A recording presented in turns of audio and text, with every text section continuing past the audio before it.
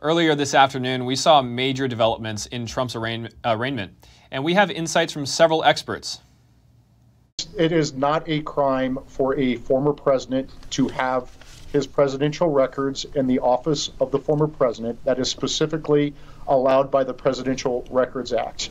The Biden Justice Department is ignoring the Presidential Records Act and charging Trump under the Espionage Act, which is not applicable to a former president's handling of his presidential records.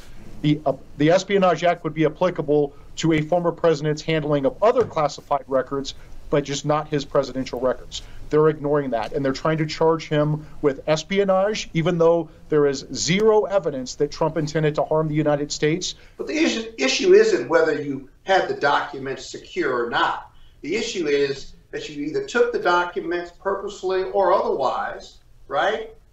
But the 31 of the 37 indictment or counts in the indictment go to what he did to cover it up and to not give them back. That's why Donald Trump is indicted. There's no weaponization of DOJ. Think about this.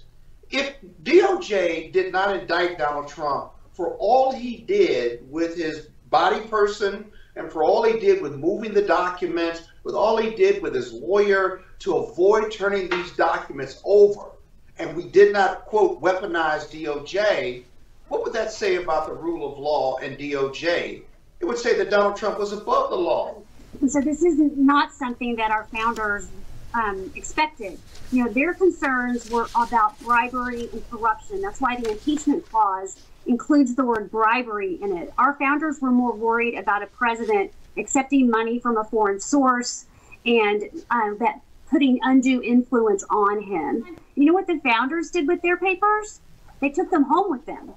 And then their family members put them in books and let universities publish them. So tracing back to the very beginning, most presidents have taken their papers with them, and it's only been in modern history since we've had the presidential libraries and presidential museums have we developed this classification system and that kind of thing, and it's been more formalized. And I recently read an autobiography of George W. Bush, and I looked back and he presented in his autobiography 3 different war plans that the military gave him after 9/11.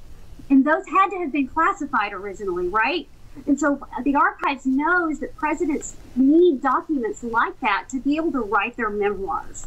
And so this certainly is out of the norm for the way we've done things in the past. I think this only makes Trump stronger. I think this really creates an unbelievable power, because it's whatever doesn't kill you makes you stronger.